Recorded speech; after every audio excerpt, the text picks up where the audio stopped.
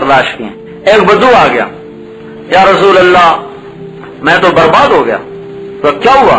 کہ میں روزے کی حالت میں بیوی کے پاس چلا گیا.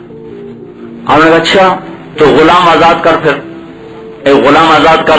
انہوں نے کہا میری تو اپنی جان ہے, میں غلام کہاں سے خریدوں, میرے پاس تو پیسے کوئی. تو آپ نے کہا پھر 60 مسکینوں کو کھانا کھلا. تو مدینے میں مجھ سے بڑا مسکین اور ہے کوئی نہیں. میں یہ چاند چڑھایا, 60 روزوں میں کیا کروں گا 60 روزوں میں کیا کروں گا. تو آپ بھی ہنسنے لگے گا, اچھا بھائی بیٹھ جا, پھر تیرے کو علاج کرتے ہیں. اتنے میں کچھ دیر گزری تو ایک آدمی لے کے آیا ٹوکرا کھجور کا بھرا ہوا. تو آپ نے کہا بھائی وہ بدو کہاں ہے؟ کہا جی بیٹھا ہوں. کہ یہ لے جا اور مدینے کے غریبوں پہ صدقہ کر دے. صدقہ ہے تو غریبوں کو کر دے. کہنے لگا یا رسول اللہ, اللہ کی قسم مدینے میں مجھ سے بڑا غریب کوئی نہیں, مجھے ہی صدقہ کر دو. آپ نے کہا, آپ مسکرانے لگے. کہا اچھا بھائی تجھے ہی لے, مبارک ہو, تو ہی لے جا, پر یہ تیرے لیے ہے, کسی اور کے لیے کوئی نہیں. اتنے تو اللہ نے لاڈ برداشت کیے ہیں اس امت کے کہ گناہ بھی کرے, اس کے جرم کی سزا کا جرمانہ بھی خود بیٹھ کے کھائے, جرمانہ بھی خود کھائے. تو بھائی جو کام کر رہا ہوتا ہے نا, اس کی کوتاہیوں سے درگزر کیا جاتا ہے. جو کام کر رہا ہو, جو آدمی میرا مزدور ہے اس میں کوئی کمی بھی ہے تو میں کہتا ہوں ٹھیک ہے میرا کام کر رہا ہے. اللہ نے اس امت کو کام دیا ہے کہ میرے کلمے کی تبلیغ کرو, میرے پیغام کو دنیا میں عام کرو. اس پر اللہ نے یہ انعام دیا ہے. انہوں نے اس کو جان سے محبوب سمجھ کے اس کے لیے جان کھپائی ہے. حضرت سعد آئے بنو سلیم کہ یا رسول اللہ میں شادی کرنا چاہتا ہوں, بیٹی کوئی نہیں دیتا, رنگ کا کالا ہوں, غریب ہوں, خاندان اونچا ہے, انصاری ہوں, تو رشتہ کو نہیں دیتا, میں شادی کرنا چاہتا ہوں. ہم نے کہا اچھا جو عمر بن وہب ثقفی سے کہو تمہیں بچی دے دے. وہ بڑے مالدار تھے, ان کی بیٹی بڑی خوبصورت تھی. ایک ہے دروازے پر, عجب رسول رسول اللہ, اللہ کا رسول کا بندہ آیا ہے, باہر نکلو. تو بھاگ کے باہر آئے, مرحبا بے رسول رسول اللہ, مرحبا اللہ کے رسول کا بھیجا ہوا آیا. تو کہنے لگے کیسے آئے؟ کہ اللہ کے حبیب نے بھیجا کہ اپنی بیٹی میرے نکاح میں دے. تو وہ باپ تھے, فرق دیکھ رہے تھے کہ بالکل فقر, ادھر بہت غنا, تو ادھر خوبصورتی ادھر خوبصورتی, تو جھجک گئے, اٹک گئے. کہا بھائی گزارا نہیں ہوگا, باپ ہونے کی حیثیت کا گزارا نہیں ہوگا. تو ایک دم واپس ہو گئے. بیٹی نے سن لیا یہ مکالمہ, یہ بات دونوں کی سن لی, باہر اندر بیٹھے ہوئے. تو جب اندر آئے تو بیٹی نے کہا یا ابتا ان نجات قبل ان یفتحک الوحی, اے ابا جان آپ نے کس کی بات کو ٹھکرا دیا, جاؤ بھاگ کے جاؤ جا کر پیچھے پیچھے, اور آپ کے باغاہ میں جا کے ہاں کر دو قبل اس کے کہ اللہ کا حکم ہمیں برباد نہ کر دے. مجھے منظور ہے, اللہ کے نبی کا بھیجا ہوا ہے, اللہ کا رسول کا بھیجا ہوا مجھے منظور ہے, جیسا بھی منظور ہے. یہ پیچھے پیچھے دوڑے, وہ مسجد میں پیچھے, یہ وہ بتا چکے تھے کہ جی انکار ہو گیا. پیچھے سے آپ آئے عمر بن وہب, آپ نے فرمایا انت الذی رددت علی رسول اللہ ما رددت, تو ہی ہے جس نے میری بات ٹھکرا دی. کہ یا رسول اللہ باپ ہوں, ہو گئی بات, آپ حکم دیں, جو کہ فرمائیں گے منظور. کا نکاح کرو, کا آپ ہی کر دیں, آپ ہی کر دیں. نکاح ہو گیا, 400 روپیہ مہر مقرر ہوا. انہوں نے کہا جاؤ مہر دو اور لے کے آؤ. کہا میرے پاس تو 4 آنے بھی کوئی, میں 400 کہاں سے دوں. تو آپ نے حضرت علی سے, حضرت عثمان سے, حضرت عبد الرحمان سے فرمایا اس کے لیے پیسے کا بندوبست کرو. ان تینوں حضرات نے مل کر اس کو کچھ 700-800 دے دیے, 400 سے زیادہ دیے. تو وہ خوش ہو گئے. وہ 400 تو مہر میں, باقی کا کچھ روپے سامان پر خرید دوں. تو بازار میں آئے خریداری کے لیے, چیزوں کی خریداری کے لیے. تو ایک دم مسجد سے آواز سنی, یا خیل اللہ ارکبی. یہ آواز لگتی تھی جب کبھی اللہ کے راستے میں نکلنے کی ضرورت ہوتی تھی تو مسجد سے ایک آدمی ندا کرتا تھا, اے اللہ کے سواروں باہر نکل آؤ.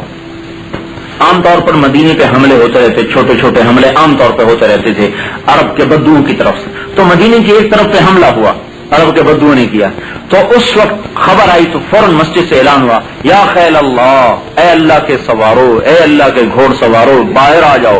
تو حضرت سعد جو شادی کرنے جا رہے ہیں, جو لڑکی کو گھر لینے جا رہے ہیں, جو خود شادی کا تقاضا لے کے آئے ہیں, ایک جملہ کان میں پڑا اور سارا میٹر گھوم گیا. وہیں کھڑے ہو گئے. وَنَظَرَ نَظَرَةً فِي السَّمَاءِ, اور یوں آسمان کو دیکھا, سبحان اللہ, یوں دیکھا. اللہم الہ السماوات والارض, اے زمین آسمان کے اللہ، وَإِلَٰهَ محمد صلی اللہ علیہ وسلم، اور اے محمد مصطفیٰ کے اللہ، لَأَجْعَلَنَّ هَٰذِهِ الدَّرَاهِمَ فِي مَا يُحِبُّ اللَّهُ وَرَسُولُهُ وَالْمُؤْمِنُونَ، تو گوار ہے اب یہ پیسہ میں وہاں لگاؤں گا جہاں تو راضی ہوگا، تیرا رسول راضی ہوگا، ایمان والے راضی ہوں گے۔ اور انہی پیسوں سے جو سامان شادی کا تھا، گھوڑا خریدا، ڈھال تلوار خریدی اور گھوڑے پہ لگائی ایک چھلانگ اور یہ جا اور وہ جا، مسلمانوں کے پہنچتے پہنچتے یہ بھی پیچھے سے شامل ہو گئے اور اپنی پگڑی سے نا چہرے کو ایسے چھپا لیا یوں پر۔ تو لوگوں نے کہا کہ یہ چہرہ چھپایا ہوا کون ہے؟ من المتلثم، کون چہرہ چھپایا ہوا؟ حضرت علی نے فرمایا ہوگا کوئی، تمہیں اس سے کیا غرض ہے؟ چہرہ کیوں چھپایا تھا؟ مجھے کہیں اس کی وجہ واضح تو معلوم نہیں ہے، کیونکہ حدیث میں تو ایسا نہیں آتا کہ چہرہ کیوں چھپایا تھا، لیکن میرا خیال یہ ہے کہ اس لیے چھپایا تھا کہ کہیں حضور پاک صلی اللہ علیہ وسلم دیکھ کے واپس نہ کر دیں۔ اور تو کہاں سے آ گیا؟ چل واپس دو تو شادی کے لیے بھیج دیں، میرا غالب گمان یہ ہے۔ پھر جو حملہ ہوا اور پہلے حملے میں یہ آگے بڑھ کے تو ان کا گھوڑا زخمی ہو گیا، ان کا گھوڑا جو گرا تو ساتھ یہ بھی الٹ کے گرے، تو اٹھے اور اپنے بازو چڑھائے ایسے کر کے، تو حضور پاک کے قریب سے جو گزرے تو آپ نے پہچان لیا۔ اب سعد، تو سعد نہیں ہے؟ چہرہ تو چھپا ہوتا، تو سعد نہیں؟ ہاں جی میں سعد ہوں، بے ابی انت و امی یا رسول اللہ، میرے ماں باپ تو آپ پہ قربان، میں سعد ہوں۔ ہاں اچھا، ابشر، پھر تجھے جنت کی بشارت ہو، اصبحت سعیدا، تو جنتی ہو گیا۔ سعد خوشبخت کو کہتے ہیں، سعید خوشبخت کو کہتے ہیں، اے سعد تو سعید ہو گیا، اے سعد تو جنتی ہو گیا۔ انہوں نے کہا بس یا رسول اللہ مجھے اور کچھ نہیں چاہیے، اور ایک دم مجمع کے اندر جا کے چھلانگ لگا دی اور لڑتے لڑتے زخموں سے چور ہو کے گر گئے۔ تو صحابہ نے کہا اسی بسعد یا رسول اللہ، یا رسول اللہ سعد گئے۔ تو حضور پاک صلی اللہ علیہ وسلم دوڑ کے آگے بڑھے اور حضرت سعد کے وجود کو پکڑ کے کھینچ کر اپنی گود میں ڈال لیا، اور سعد کا وجود، سعد کا سر حضور کی گود میں تھا، اور آپ کے آنسو ان کے چہرے کی مٹی کو دھو رہے تھے، آپ کے آنسو ٹپ ٹپ گر رہے تھے اور حضرت سعد کے چہرے کے اوپر گر رہے تھے۔ پھر آپ نے روتے روتے فرمایا ما اطیب ریحک واحبک الی اللہ ورسولہ یا سعد، اے سعد تو اللہ رسول کا کتنا پیارا بن گیا، تو اللہ رسول کا کتنا محبوب بن گیا، اور تو کتنا خوشبودار مہکدار بن گیا۔ اور یہ کہتے کہتے آپ نے فرمایا ورد الحوض ورب الکعبہ، رب کعبہ کی قسم سعد حوض پہ پہنچ گئے، مسکرانے لگے، اب یوں منہ پھیر لیا ایسے کر کے۔ تو حضرت ابو لبابہ پاس کھڑے تھے، حضرت ابو لبابہ کی قبر مدینے گئے ہیں، قبر کہاں ہے؟ تیونس میں۔ تیونس میں کیا کرنے گئے تھے؟ ڈالر کمانے گئے تھے، تبلیغ کرنے گئے تھے، وہیں مر گئے، تبلیغ کرنے گئے تھے، دین کی دعوت دینے گئے تھے۔ یوں کہ یا رسول اللہ یہ حوض کیا ہے جو آپ نے کہا ہے کہ سعد حوض پہ پہنچ گا؟ کہ یہ حوض کوثر ہے جو میرے رب نے مجھے دیا ہے، جس کا پانی دودھ جیسا سفید، شہد جیسا میٹھا، برف جیسا ٹھنڈا، جو ایک گھونٹ پیے گا کبھی پیاسا نہ رہے گا۔ کہ یا رسول اللہ پہلے آپ رو رہے تھے، پھر آپ ہنسنے لگے، پھر آپ نے منہ پھیرا، یہ کیا وجہ ہے؟ رہے تو من کا ثلاث خصال، تین باتیں میں نے غور کی، یہ کیا وجہ ہے؟ تو آپ نے فرمایا اما بکائی فشوقا الی سعد، میں رویا تھا سعد کی شہادت پر، واما ضحکی فلما رأیت عنده منزلته عند اللہ، اور میں جو مسکرایا ہوں تو اس کی جنت کو دیکھ کے مسکرایا ہوں کہ سعد کتنا اونچا چلا گیا، فلما واما اعاذی عنہ، اور میں یوں منہ پھیرا ہے، فلما رأيت أزواجه من الحور العين قاشفات سوقهن وباديات خلاقيلهن فأعرضت عنهن حياء، میں نے جو منہ پھیرا ہے اس لیے پھیرا ہے کہ میں نے دیکھا کہ جنت کی خوبصورت عورتیں اس کی طرف دوڑتی ہوئی آ رہی تھیں، اس کے استقبال میں، ازواجہ اس کی بیویاں، کاشفات سوقهن، وہ تیز دوڑنے میں ان کے پنڈلیوں سے کپڑا ہٹ گیا تھا تو ان کی ساری پنڈلی نظر آ رہی تھی، وبادیات خلاقیلہن، اور پاؤں کا زیور ہوتا ہے جس کو خلخال عربی میں کہتے ہیں، اردو میں پازیب کہتے ہیں، تو ان کے پاؤں کی پازیب نظر آ رہی تھی، چھن چھن کی آوازیں آ رہی تھی، اور پورے پنڈلی ان کی نظر آ رہی تھی۔ تو میں نے شرم کی وجہ سے منہ دوسری طرف پھیر لیا، تم جا کے سعد کی بیوی کو بتا دو کہ اللہ نے تجھ کو زیادہ خوبصورت بیویاں سعد کو عطا فرمائی۔ مثال مشہور نہیں، بنیا کا بیٹا، کسی نے آ کر بنیا سے کہا بنیا جی جو برہمن ہوتے تھے، تیرا بیٹا ہانڈی لے کے آ رہا تھا، وہ گر گیا، ہانڈی ٹوٹ گئی، انہوں نے کہا کسی بات پہ گرا ہوگا، ایسے نہیں گرا ہوگا. جب وہ آیا انہوں نے کہا تو نے ہانڈی توڑ دی؟ کہا ہانڈی تو توڑی، وہاں ایک اشرفی پڑی ہوئی تھی، اب اس کو ویسے اٹھاتا تو پکڑا جاتا، تو میں نے نیچے گر کے دوانے کی ہانڈی توڑ کے ایک اشرفی اٹھا لی. انہوں نے کہا میں تو پہلے ہی کہہ رہا تھا بنیے کا بیٹا ہے، کچھ دیکھ کے گرا ہوگا. اب تبلیغ سودا ہے میرے بھائیوں، کر کے دیکھو کہ اس پہ کتنے نفع آئیں گے، سنبھالے نہیں جائیں گے.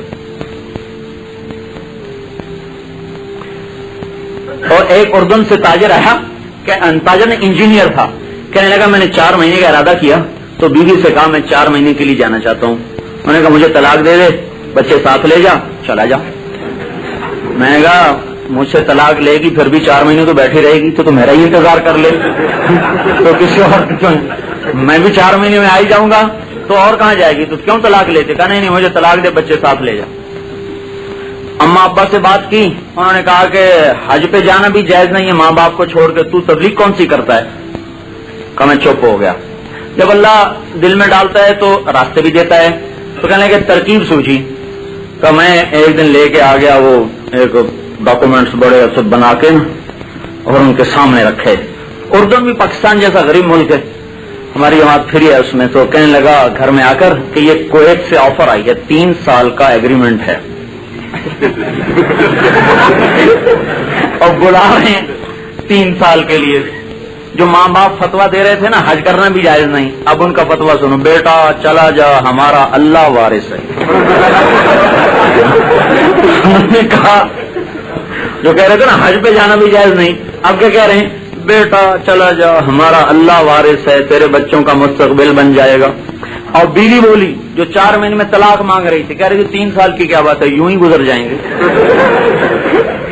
تو اس نے کہا تیرا بیڑا غرق ہو جائے، 4 مہینے میں تو طلاق مانگتی تھی اور 3 سال پہ چٹکی بجاتی ہے کہ یوں ہی گزر جائیں گے. انہوں نے کہا تمہیں لاجواب کرنے کے لیے سب کچھ میں نے کیا تھا کہ تم صرف پیسے کو غلام ہو، تمہیں میری قبر کا احساس نہیں، تمہیں میری آخرت کا احساس نہیں، تمہیں میری جنت کا احساس نہیں. اس لیے یہ سب کچھ کیا ہے. تمہیں بتاؤں کہ یہ سب دھوکے کا سامان ہے، یہ دھوکے کی زندگی. 4 مہینے لگا کے گیا.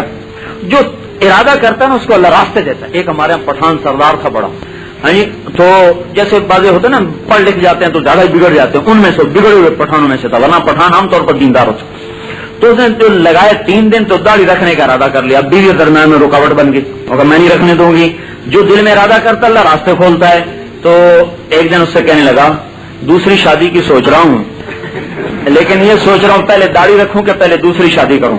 تو بیوی نے کہا پہلے داڑھی رکھ لو پھر شادی بعد میں کر لینا. پہلے داڑھی رکھ لو شادی بعد میں کر لینا. انہوں نے کہا میں نے بھی یہی تم سے کہلوانا تھا، مجھے اور کیا ہے. جو آدمی ارادہ کرتا ہے اللہ اس کو راستے سجھاتا ہے. جو ارادہ ہی نہ کرے تو ٹھیک ہے وہ بھی اندھا ہو کے چلتا ہے اور اندھا ہو کے مر جاتا ہے. آپ ارادے کر لو کہ ہم نے امریکہ میں رہنا ہے تو تبلیغ کرنی ہے، اسلام کو پھیلانا ہے. اللہ کی قسم اللہ آپ کو ذریعہ بنائے گا اور یہاں کی نسلوں کو اسلام میں لائے گا. جو آپ کی نسلیں یہاں بگڑ کے ختم ہوگی وہ بھی واپس لوٹ کے آئیں گے، جو پرائے ہیں نا وہ بھی لوٹ کے آئیں گے. اور اللہ اپنے کلمے کو زندہ کر کے دکھائے گا کہ کائنات میں طاقت صرف اللہ کی، وللہ العزت ولرسولہ وللمؤمنین. اس کائنات میں بادشاہی اللہ کی چلے گی، پر اس کے لیے کچھ ارادے کرو، کچھ وعدے کرو، کچھ نقد دو. تو اب بولو بھائی کون بھائی ہے جو 4 مہینے کے لیے 40 دن کے لیے کل سے نقد تیار ہو؟ جو جتنا وقت دے نقد دے، ارادہ بھی لکھاؤ نقد بھی لکھاؤ، پر بولو ہمت کے ساتھ، حوصلے کے ساتھ. ہم نے کل چلے جانا تو اس لیے میں نے ذرا لمبی بات کی ہے، اور آپ کی کل ویسے بھی چھٹی ہے اس لیے مجھے بھی پتا تھا بھائی کل کوئی نہیں کام. تو اللہ آپ کو جزائے خیر دے. آپ نے بیٹھ کے بات سنی، آپ اللہ تعالیٰ آپ کو اس کی جزا دے گا. میرے بھائیو آج آپ اس کے دل میں ارادے کر کے جاؤ. تبلیغ اپنا کام تو سمجھ کے جاؤ، اتنا تو ذہن بنا کے جاؤ تبلیغ میرے ذمہ ہے، پھر اللہ نکلنے کے بھی اسباب پیدا فرمائے گا. آپ بولو بتاؤ کر لیں. بہت سے لوگ لکھانے میں شرم محسوس کرتے ہیں، لیکن ارادہ دل کا فعل ہے، زبان کا نہیں. زبان اظہار کے لیے ہوتی ہے، ورنہ نیت اصل دل ہی کا فعل ہے. آپ دل میں کر لیں گے تو اللہ لکھ لے گا.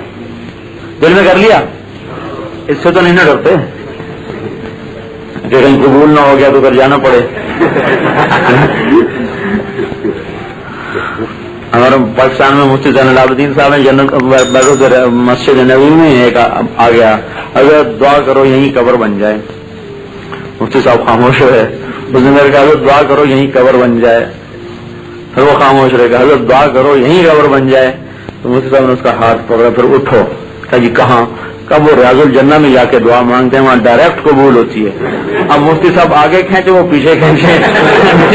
ابھی نہیں. تو بھائی اپنی نیت میں تو کمزوری نہ دکھاؤ, نیت تو کر لو. جب اللہ قبول کرتا ہے تو آسان بھی کر دیتا ہے, آسان کر دیتا ہے.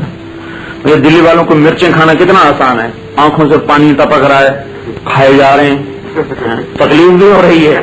اور پان کھانے والوں کے لیے پان کتنا آسان ہے, سارا دن منہ ہلاتے رہتے ہیں, دانت کالے پیلے نیلے, لیکن مزہ آ رہا ہے. ایسی جب آدمی عند اللہ قبول ہو جاتا ہے تو پھر اللہ تعالیٰ اس کے اندر سے اٹھتی ہے بات, رہ نہیں سکتا. جو پٹھان ساری روٹی کھا لے, نسوار نہ کھائے تو کہتا کھایا ہی کچھ نہیں, عادت ہو جاتی ہے نا, اس کے بغیر رہ ہی نہیں سکتا. ایسے ہم بھی رہ نہیں سکیں گے. یہ پٹھان کا خرگوش گم ہو گیا. انہوں نے کہا خان صاحب بڑا افسوس ہوا, خرگوش گم ہو گیا. کہا کہیں نہیں جائے گا, ادھر ہی آئے گا. کہا کیوں؟ کہا نسوار کا عادی ہے, کہیں سے نسوار نہیں ملے گا, ادھر ہی ملے گا, یہیں آئے گا.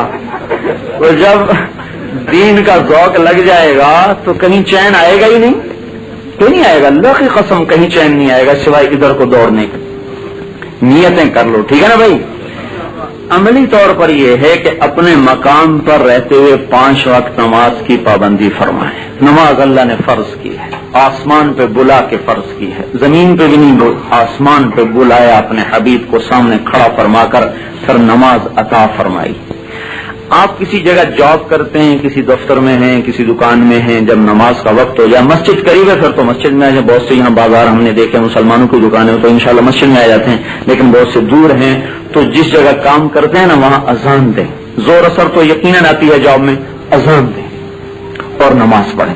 اکیلا بھی ہے نا, اذان دے اور نماز پڑھے. جب وہ اذان دیتا ہے تو آواز جہاں جہاں تک جاتی ہے اور جس جگہ سے ٹکراتی ہے, قیامت کے دن وہ ساری چیزیں اس کی گواہی دیں گی.